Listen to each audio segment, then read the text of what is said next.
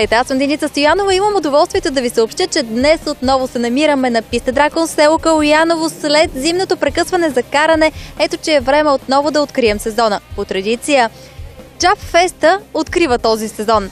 Време е да видим кой какво е сглобил и колко здрави са останали колите след зимното каране. За това останете с нас до края, очакват ни незабравими емоции.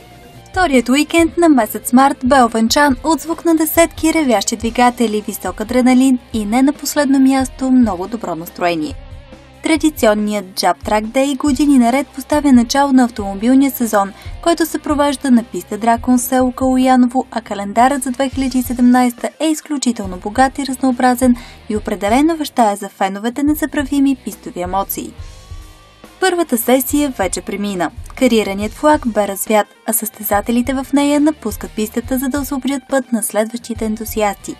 И докато очакваме новия старт, разговаряме с Борислав Джингилев за емоциите и тръпката зад волана по време на едно такова каране. Ето, че ти току-що е слезна от пистата. Кажи ми какво смяташ за своето представяне. За аматьорско представяне горе-долу е добре. Като цяло за втори път карам. Отскоро занимавам с каране по писта, автомобил ми е подготвен и за стрит каране, така че от автомобил, който се кара всеки ден, мисля, че горе-долу добре се представи. Кога бе първото ти каране?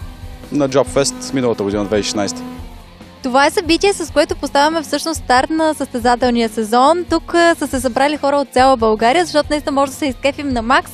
Предстоят ни още много състезания. Ще се включиш ли в някой от тях? Живот и здраве, разбира се, стига автомобила да ме представи добре, нали? За напред да е здрава машина все пак. Всичко, ако е наред технически, мисля, че живот и здраве, следващото каране сме тук. Всеки един от пилотите подготвя своя автомобил през зимата именно за карането през състезателния сезон. Кажи ми какво направи ти по своя? През зимата 2 месеца и половина бяхме в гаража, през които барнахме окачването с полиуретанови тампони, твърдо окачване регулируемо, също скоростна кутия с по-късо крайно предаване, генерация, изпускателен колектор, смукателен колектор, разтърган с друг дросел 60 мм, интейк и като цяло това е. Странични доработки, двигателът е сток, бутала, валове не са сменени и компютър дори не е сменен. Колата е сток само с периферия, общо взето. Успя ли да видиш своите резултати изнесени на таблото? Не, още не съм. От Мирак за каране съм гледал резултатите, но мисля, че ще се представя по-добре, тъй като отдел имах едно происшествие с търване за воя. Гумите ни бяха загряли, но за сега всичко мисля, че върви по план. Смяташ ли, че времената и представянето ти, твоето лично като на пилот, се подобряват в сравнение с миналата година? Мисля, че има, все пак един плюс, тъй като с всяко изминало едно каране, мисля, че човек се подобрява като цяло. Дори пилот, ако можеш да нарича, Така че мисля, че всяко едно каране е плюс. Плюс, надолу от към време. Това е, мисля, общо взето, Като цяло. Нямам някакви по-сериозни наблюдения да се занимава професионално, тъй като в България това е много трудно и всичко опира до лични финанси, Ще останеш ли да караш до края? Да. Взел съм бензин, така че гориво има за момента. Мисля да покарам още дълго. Направи впечатление, че ти си с навигатор. Кажи ми, помага ли ти той при карането и как избра всъщност човека, който да се вози до теб, човека, на който да се довериш най-много?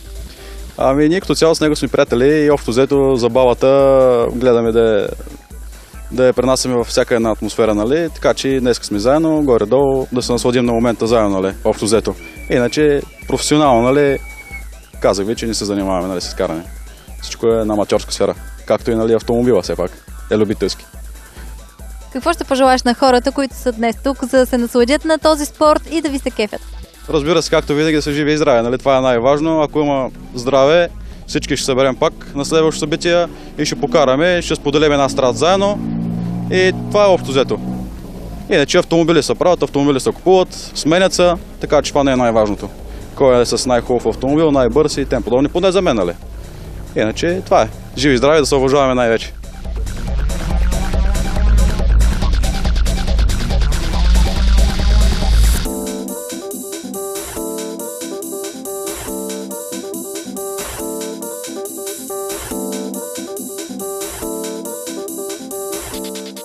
Ето, че започваме най-интересната част от всяка една подобна надпревара, именно сесията, в която ще се включат между 6 и 8 състезателни автомобила. Надпреварата е тип Time Attack. Кой от тях ще спечели най-доброто време, най-бърза обиколка, ще разберем след като излезнат.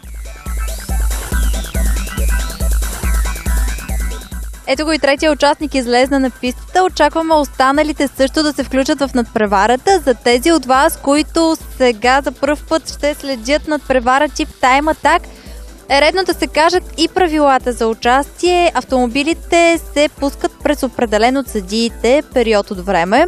Това се прави с цел безопасност. Въпреки всичко, тяхната цел е да скъсят времето и дистанцията помежду си, за да могат да излезнат на челна позиция. Това бе и петият участник, който се включва в тази сесия. Изненадващо е, че в това мрачно и доста мразовито за средата на месец март време има изключително много участници, както и хора, които ги подкрепят. Всеки един, който е тук, подкрепя някой от състезателите или пък иска да се докосне до този спорт. Най-вероятно момчетата, които са на пистата, също имат своя фен-клуб. Така че пожелаваме на всички успех, а палците да ги стискат техните приятели и верни фенове. Автомобилите, които виждаме, ето и поредния състезател, който се включва, това е и шестия автомобил. Както стана ясно, във всяка една сесия могат да се допускат между 6 и 8 състезателни автомобила. Повече на пистата не се допускат, пак казвам с цел безопасност. Автомобилите, които наблюдаваме, са с марка Honda и Mazda основно. Те са с сходна кубатура, за да бъдат конкурентно способни един на друг. Сесията е с времетраене 5 минути. Всеки един от тях може да направи желание от него самия брой обиколки, стига да се вмести във времето. Разбира се, колкото повече обиколки направи всеки един от състезателите, това означава, че прави обиколката за възможно най-бързо време. Това е и тяхната цел. Имат закачени транспондери отпред на маската на автомобила, който помага за правилното и вярно засичане на времетраенето. Това е единственото Subaru Impreza в сесията, което взима участие. Много бърз автомобил. Неговата история е, че той е създаден само и единствено с цел. Първоначалната идея на създаването на автомобила е състезателна. Оттам нататък те започват да трупат все по-голяма популярност и фенове в цял свят. Това е автомобила, който заема челни позиции наистина в състезателните редици.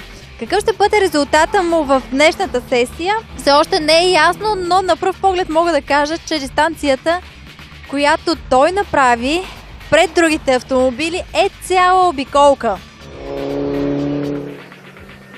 Виждате колко стабилно стои колата на пътя и колко сигурно влиза в завоите нейния пилот. Разбира се, на подобно състезание е възможно да се получат и различни пречки пред пилотите, може да се загуби управление, може машината да напусне траекторията, но това не е опасно, защото повтарям, че се намираме на единствената лицензирана в България писта Дракон в село Калояново. Това е мястото, на което, ако желаете, можете да се включите в различни надпревари или да карате свободно. Мястото е напълно обезопасено. Има и медицински екип на място, който може да осигури необходимата медицинска помощ на състезатели и участници.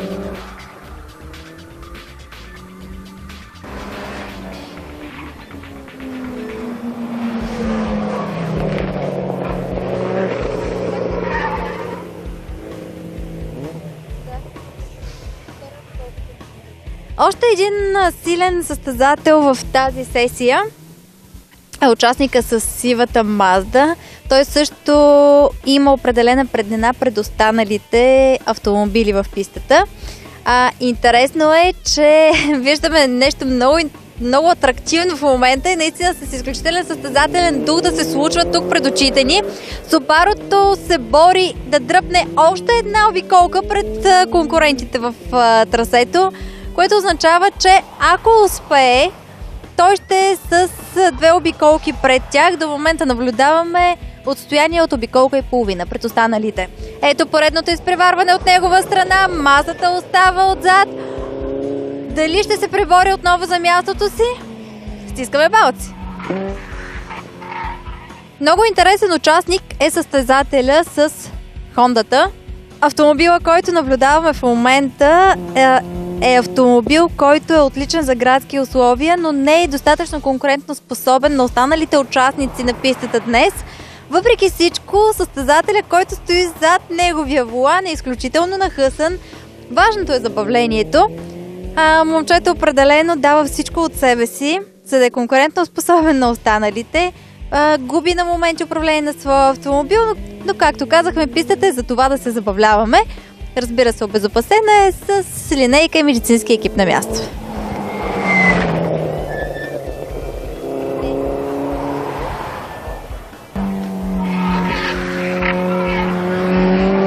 Един от състезателите напусна трасето. Най-вероятно някаква техническа неизправност по неговия автомобил е породила това негово действие. Ще разберем, разбира се, след броени секунди какво се случва, ако то отново се завърне и продължи да се състезава в тази сесия, значи повредата е отстранена.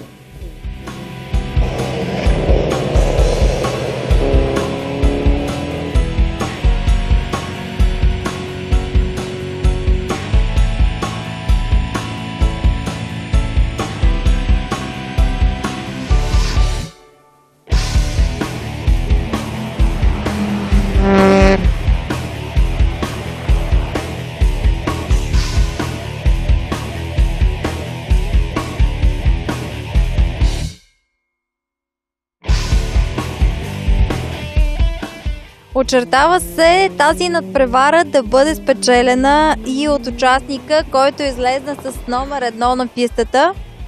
Днес не под състезателен номер 1, а първи сред тези 6 автомобила, които имахме възможност да наблюдаваме.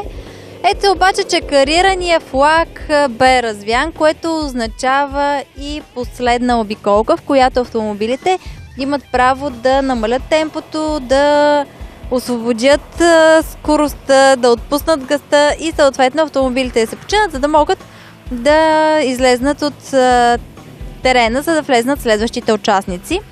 За жалост, първенеца не успя да дръпне с цели 2 обиколки. От заветната цел го отделяха буквално няколко метра преди карирания флаг. Въпреки всичко, той финишира първи в тази гонка.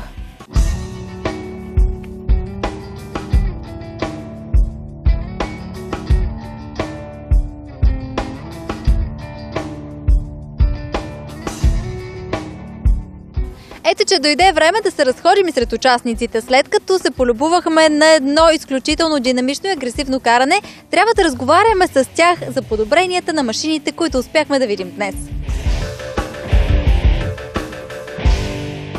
На пистата по традиция са пилоти с дългогодишен опит зад гърба си и десетки хиляди километри стаж. Но сред нас има и ентусиасти, тепърва прохождащи в този спорт. Един от тях е Даниел Георгиев, който кара трака на Дракон за пръв път, но определено смята карането за постоянна и увеличаваща се в него тръпка. Видяхме твоето представяне на пистата в няколко поредни обиколки, няколко поредни сесии. Кажи ми какво смяташ ти самия за него? Става за първи път. За сега е добре. Ще видим, трябва да подобриме малко времето. Казваш за пръв път. Днес ли е наистина първо за каране? Да, на пистата, да. Представи се изключително добре за начинаеш. Тренирал ли си някога? Не. Не. С мотори съм карал, но той е малко по-различен. Как реши да се пуснеш днес тук? Откакто съм я взел, чакам само да се появи възможност да се пускам. Събитието днес е изключително готино. Мога да зарадвам всички наши зрители, съответно състезатели, че с него поставяме старта на състезателния сезон, автомобилния. Какво ще си пожелаеш за напред и би ли се включил в други състезания? Да, бих се включил. Да се подобра колата малко и времената, съответно. Това общо взето. Това. Стандартен ли е автомобила? Да. Нищо, освен гумите и джантите не са сменени. Казваш да подобриш. Какво по-точно искаш да подобриш по нея?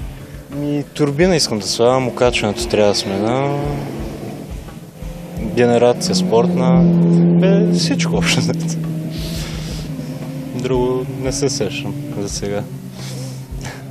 Конкуренцията тук днес е доста голяма. Виждаме автомобили от различни марки, различни модели с различни подобрения. Съответно, от тази марка, този модел има също няколко автомобила. Мислиш ли, че от тях можеш да почерпиш идеи за това как да модифицираш своята машина? Аз обсъждах вече с колегите, каквото са правили по техните и съответно какво мислят да правят.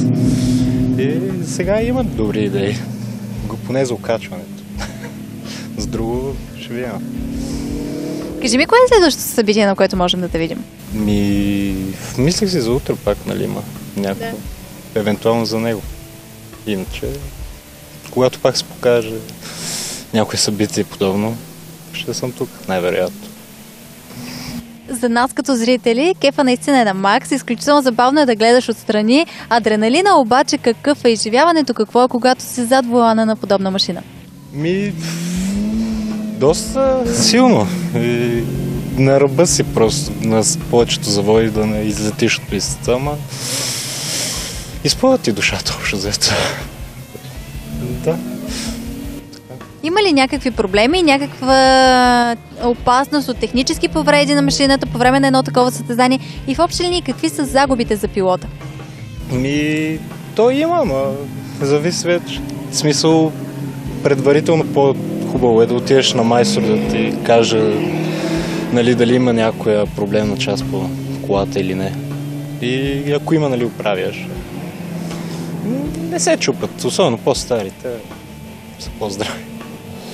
Новите малко по-зле ще предполагам. Сподели, че си тук за пръв път. Няма как да не те питам и какво мислиш за самата писта. Това е единствената лицензирана в страната ни писта, която претърпя и много подобрения, нов асфалт. Как се кара на нея? Доста добре. Често казвам, доста добре. Не е смисъл, асфалт е хубав, няма дупки, няма... Доста добре. За завоите, за шиканите, какво смяташ? Има ли някой проблемен за теб самия участък или в който се влиза по-трудно?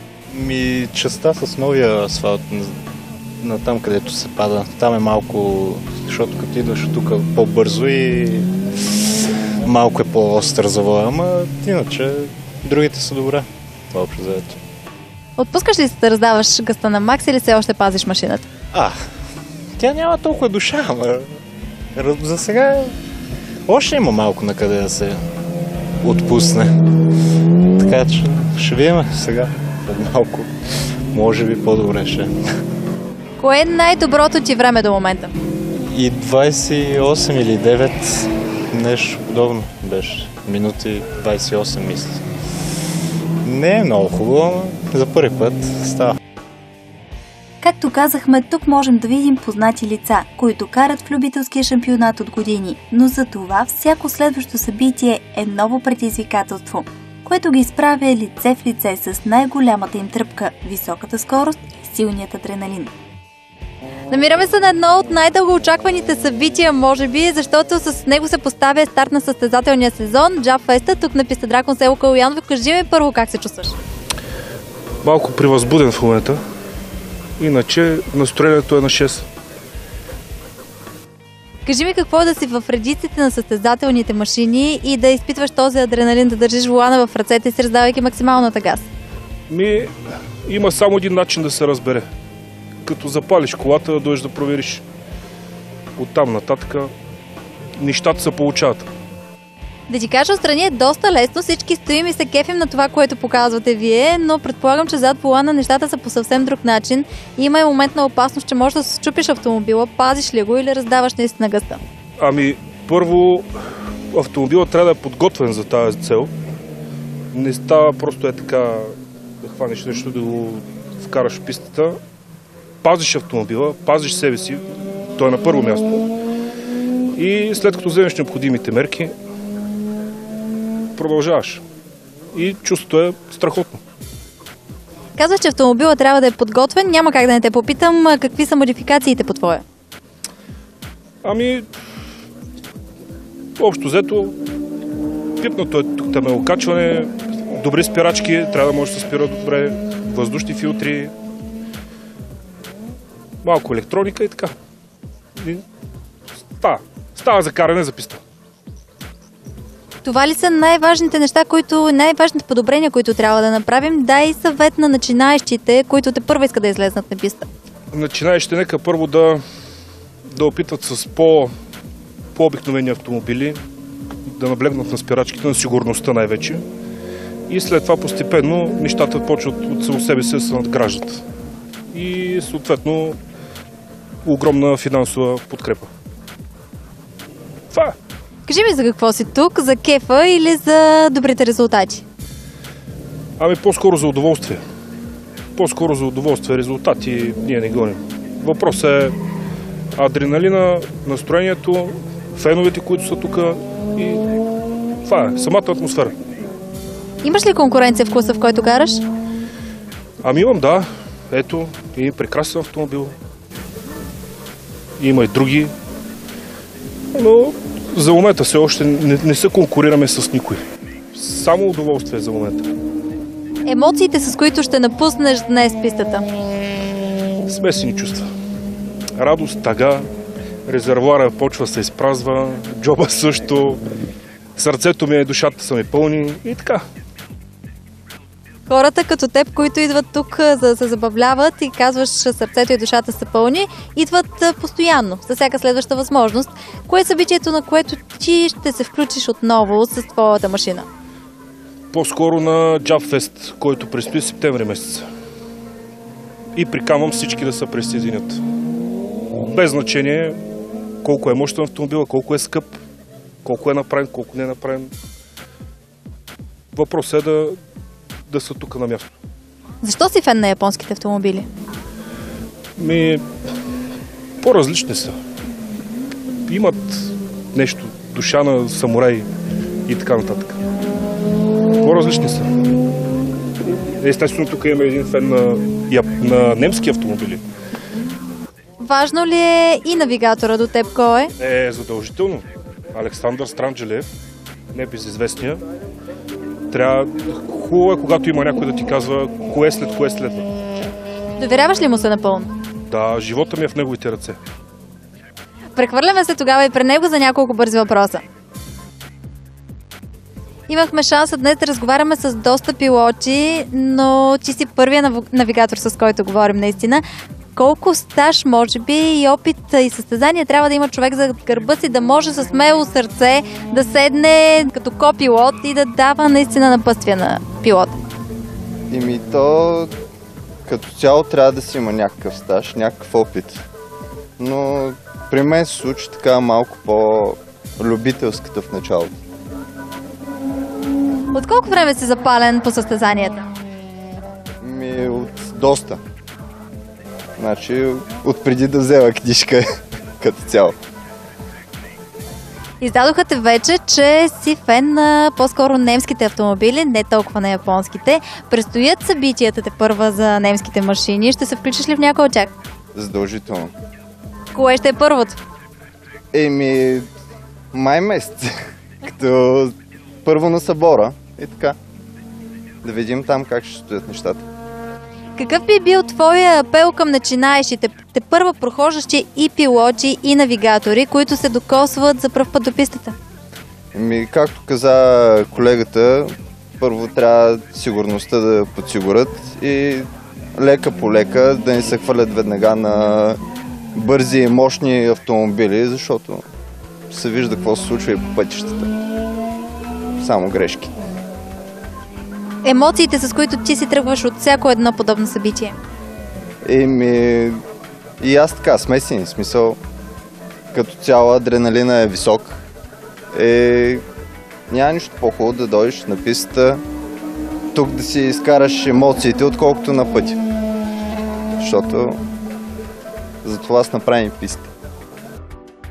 Разделяме се за кратко, но вие не сменяйте канала, защото Джаб Track Day на писта Дракон продължава с още повече адреналин и интересни събеседници.